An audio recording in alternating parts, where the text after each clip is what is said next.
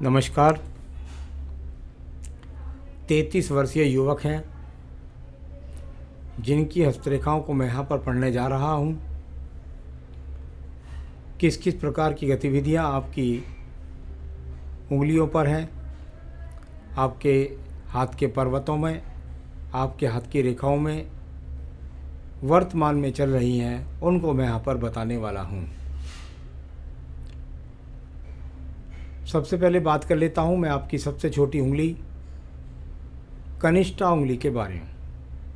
कनिष्ठा उंगली सूर्य की उंगली के प्रथम पर्व से काफ़ी नीचे चली जाए तो ऐसे व्यक्तियों को अपने जीवन में काफ़ी संघर्ष का सामना करना पड़ता है। यानी आपके जीवन की ऊंचाई जो है उसमें आपको बहुत संघर्ष करने का पड़ेगा। उसको प्राप्त करने के लिए जीवन की जितने भी अच्छे संसाधन हैं उनको प्राप्त करने में बहुत संघर्ष करना पड़ता है ऐसे व्यक्तियों को। कनिष्ठा उंगली मानसिक पर्व की प्रथम पर्व सही है, किसी प्रकार से मानसिक रूप से कमज़ोर नहीं है। सेकंड पर्वत पर कुछ राहु रेखाओं का प्रभाव दिखाई देता है, बस कह सकते हैं अपनी भाषा शैली पर थोड़ा सा नियंत्रण रखें। और तीसरे रेखा पर्व पर भी खड़ी हुई रेखाओं और आड़ी रेखाओं और मिली जुली रेखाओं का ज़्यादा फल है। यानी कुल मिलाकर बस धन आता है खर्च हो जाता है, इसको ऐसा ही बोल सकते हैं। सूर्य की उंगली का प्रथम पर्व, यहाँ पर अगर मैं इसकी उंगली के प्रकार प्रमाण को देखता हूँ तो इसका झुकाव शनि पर्व की तरफ है। सम्मान के साथ धन चाहिए मुझे, इस उंगली का जब टर्न हो जाता है ऐसे तो उसको बोलते हैं सम्मान के साथ धन चाहिए। क्या हाँ, उंगली का प्रथम पर्व से हम पता लगाते हैं कि आपको क्या बीपी के रोग परेशान करेंगे? यहाँ ऐसा दिखाई नहीं देता। अभी यहाँ पर कोई आँखों का बड़ा रोग दिखाई नहीं देता, किसी प्रकार के अग्नि से संबंधित चीज़ों से नुकसान का योग नहीं है। सेकंड पर्वत की रेखाओं का संयोजन यानी कुल मिलाकर राज्य सरकार से ना कोई बहुत बड़ा लाभ है और ना ही राज्य सरकार से कोई बहुत बड़ा नुकसान है।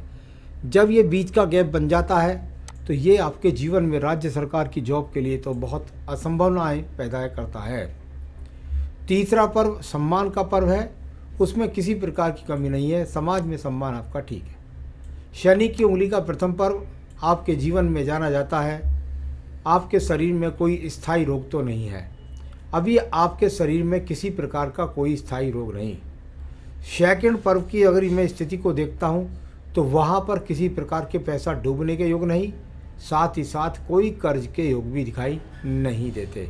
तो अभी ऐसा कोई कर्ज नहीं है जिसे आप उतार ना सकें या कोई आप डूबे हो विशेष परेशान हो उसके बारे में। तीसरा पर्व, आपके अंदर आज भी वो खूबी है जिसके कारण आप अपने परिवार का संचालन अपनी मेहनत से कर देते हैं।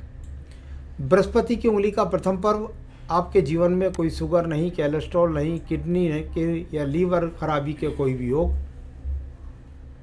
इस पर्व में दिखाई नहीं देते।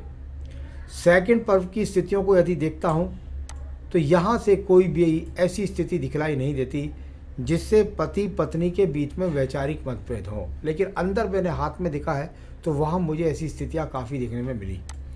यहाँ पर अब बात करता हूँ तीसरे पर्व की, इसे बोलते हैं संतान सुख सहयोग। यानी कुल मिलाकर आपके जीवन में संतान का सुख सहयोग आपको प्राप्त होगा।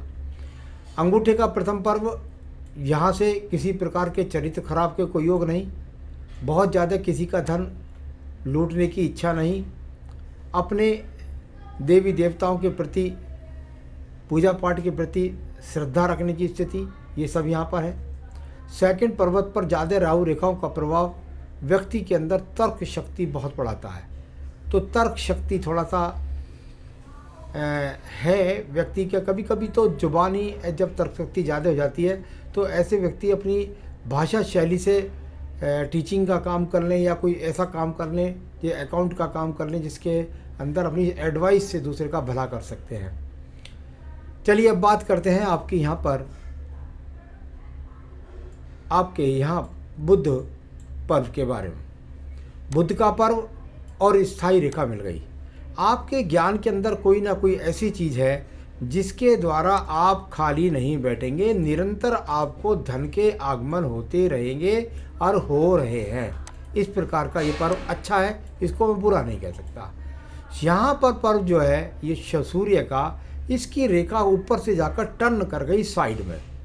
अब जब रेखा सूर्य रेखा खड़ी हो और जाकर के बुध की तरफ टर्न हो जाए तो उसका मतलब होता है व्यक्ति जिस टारगेट को चाहता है उस टारगेट को पाने के लिए भी व्यक्ति को जीवन में काफ़ी संघर्ष होगा। एक फल ऊपर सीधी नहीं मिलती तो आराम के साथ में व्यक्ति को सरकारी नौकरी नहीं मिलती, और तीसरी अगर मिल रही है सीधी टर्न हो गई है तो यानी निरंतर वो योग्यता है जिसके द्वारा आप धन के आगमन पैदा कर सकते हैं, उससे सम्मान भी मिलता है आपको समाज में।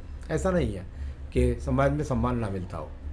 शनि का पर्व भाग्य का पर्व बहुत ज़्यादा ऊर्जित रेखा नहीं है, माना कि सामान्य रूप से रेखाएं दिखाई देती है, बस भाग्य है अपना सामान्य रूप का हल या सामान्य रूप की स्थिति का आपको लाभ दे रहा है। तो शनि पर्व बहुत अच्छा दिखाई नहीं दिया अभी धन के हिसाब से। बृहस्पति के पर्व की स्थितियों को देखो, इस पर्व के अंदर अगर आप देखते हैं तो कोई चिन्ह तो बना नहीं, अशुभ चिन्ह नहीं बना, विवाह भी हो जाएगा, संतान भी हो जाएगी, पत्नी से सुख सहयोग में जो कमी वाली बात है मैंने और रेखा से जिससे मैं बोलने जाऊंगा थोड़ी देर में। हृदय रेखा के बारे में बात कर लेते हैं। हृदय रेखा में किसी प्रकार का कोई ज़्यादा दिमाग के अंदर टेंशन नहीं है, पत्नी से कोई तलाक की बात नहीं कह सकते, वैचारिक मतभेद कह सकते हैं, और साथ ही साथ कोई बड़े बड़े रोग के संकेत भी यहाँ पर नहीं है। आइए बात करता हूँ आपके यहाँ पर निम्न मंगल पर्व के अंदर।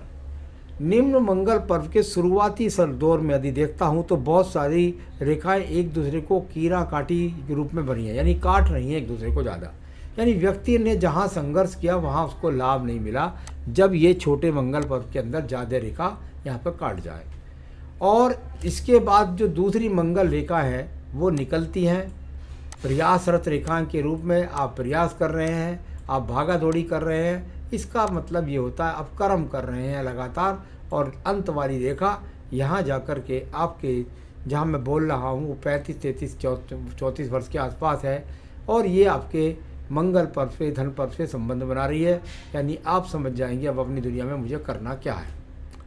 अब बात करता हूँ मैं आपकी एक रेखा के बारे में, और वह रेखा बहुत अलग प्रकार से एकदम होती है उसका फल, यानी आपकी पहले मैं ऊपर वाली बुद्धि रेखा के बारे में बात कर लेता हूँ। ऊपर से बुद्धि रेखा दूर से चली यानी बृहस्पति से चली।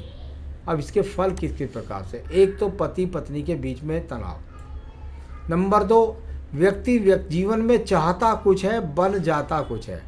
कई बार तो देखने में आता है व्यक्ति पढ़ता साइंस है नौकरी करता है कॉमर्स की, यानी जीवन में कुछ भी हो चाहता कुछ है बनता कुछ है, ये ऊपर वाली रेखा। एक बात, दूसरी बात आयु रेखा से बहुत अलग हो जाए, व्यक्ति भाषा से बहुत तेज होता है, एकदम तेजी के साथ क्रोध आता है, और जब वो क्रोध आता है उसका सबसे पहला शिकार बनती है आपकी पत्नी। आपकी भाषा शैली पर आपको नियंत्रण रखना होगा।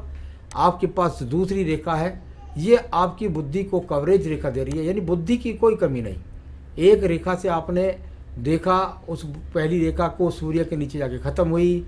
मैं चाहता हूँ जीवन में तरक्की करना, बुद्धि के अंदर कहाँ तरक्की करना, सूर्य के नीचे उस रेखा में, इसका मतलब नौकरी सरकारी लेकिन नहीं मिलती। दूसरी बुद्धि रेखा फिर शुरू होती है आपके जीवन में लगभग 33-34वें वर्ष से, थोड़ा अलग हो जाए तो क्रोध भी तेज़ी से आता है, और फिर उसके बाद में मेहनत से आखिर मंगल पर्व संबंध व्यक्ति नौकरी करता है लेकिन फिर आपका अपना जीवन यापन करता है। सेकंड पर्वत पर आपको किसी झगड़े झंझट से बचना है। वैसे ये रेखा आपके पास है इसलिए आपके साथ मुकदमे का योग चल रहा है, तो ये अभी यहाँ पर विनिंग रेखा नहीं बन रही कोई, चलिए उसको बताएंगे बाद में।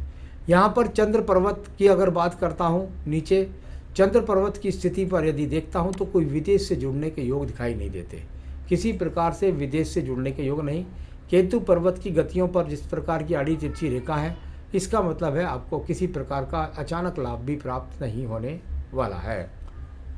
यहाँ बात करता हूँ आपके पास बुध रेखाओं के बारे में। बुध रेखा अगर देखें तो छोटी छोटी हैं, यानी कहीं भी इनमें व्यापारिक प्रमाणिकता के कोई भी चिन्ह नहीं है।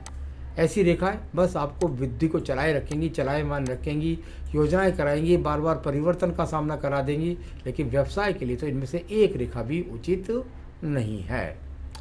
यहाँ बात करता हूँ मैं इसके बाद आपकी भाग्य रेखा के बारे में। भाग्य रेखा और यदि मैं इसको देखता हूँ तो ये लगातार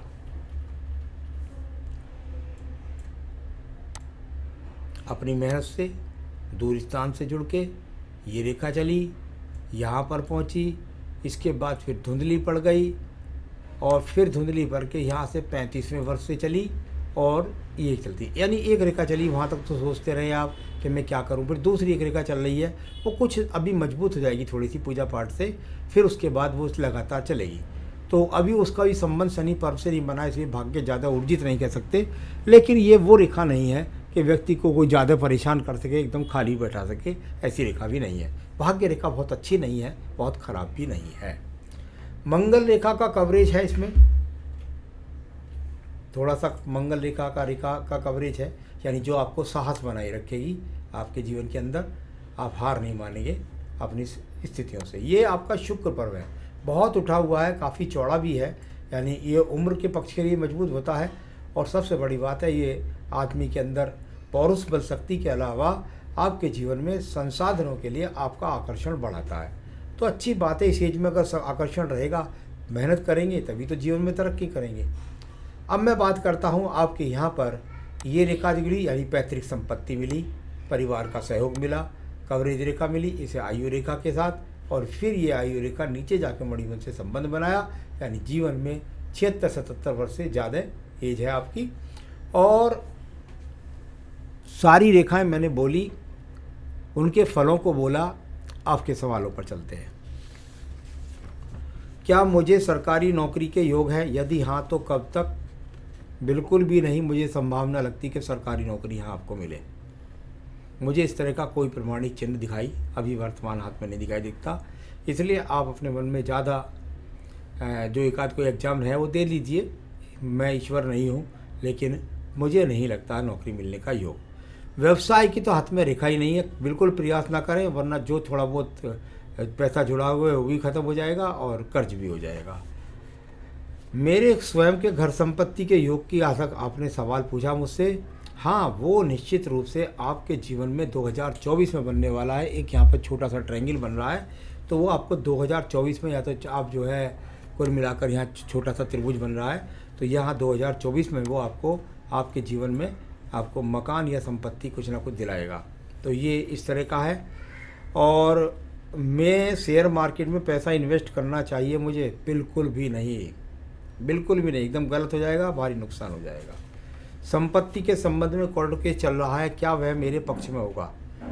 अभी यहाँ पर कोई विनिंग रेखा दिखाई नहीं देती कि मुकदमे में जीत की रेखा, लेकिन कुछ उपाय बताऊंगा, यदि आप कर लेंगे तो आप विश्वास मानिए, अगर आप निरंतर करते रहे तो मुकदमे में जीत भी मिलेगी। अभी हाथ में चिन्ह वो नहीं बना है जीत वाला। पारिवारिक स्थिति कैसी रहेगी? पत्नी के साथ में मेलजोल, आपके संबंध साध करके चलें, किसी प्रकार से कोई भी ऐसा काम न करें जिससे अलगाव तक की स्थिति का सामना करना पड़ जाए। शांत रहना है मन को, अपने नौकरी का या अपनी किसी भी चीज़ का प्रभाव परिवार पर न आने दें। बहुत स्थिति ठीक रही है हाथ में। आगे की ज़िंदगी कैसी होगी? सही होगी। संघर्ष करिए, मेहनत करिए और अपने काम पर एक रूपता बनाकर रखिए, सफलता के अच्छे योग मिलेंगे। पूजा पाठ बताऊंगा तो वो और अच्छे हो जाएंगे। मैंने आपकी मस्तिष्क रेखा के बारे में बताया, जो टूट टूट कर चली, अलग होकर चली, क्या क्या फल है वो सब बताया। भाग्य रेखा के संबंध में बताया आपको, तो आपने पूछा है, मैं तो बताता ही हूँ, ना भी पूछते तो आप। तो आपको क्या पूजा पाठ करें जो आपका भाग्य भी ऊर्जित हो, आपको मुकदमों में विजय मिले, आपका मकान भी जल्दी से मिल जाए और आपका वैवाहिक जीवन भी सुखी हो। इसके लिए आपको प्रतिदिन बजरंग बाण पढ़ना चाहिए। आपको प्रतिदिन हनुमान जी की पूजा करने, बाकी पूजा के साथ बजरंग बाण पढ़ें प्रतिदिन। और साथ ही साथ मंगलवार और शनिवार के दिन आप या तो हनुमान जी के मंदिर में जा कर के और या फिर घर पर बैठ कर के सुंदर कांड का पाठ पढ़ें और उसके बाद कहें कि मुझे मुकदमे में विजय प्राप्त हो बजरंगबली, ऐसा हमसे मांगे भी। तो फिर देखिए, मंगलवार में प्रसाद भी बांट सकते हैं आप जा कर के। तो ये सब करने से आपके जीवन में आपको विजय प्राप्त होगी मुकदमों में, आपकी बुद्धि सही काम करेगी, विरोध पर शांति मिलेगी, पारिवारिक कलह नहीं होगा और जीवन में उन्नति तरक्की मिलेगी। नमस्कार।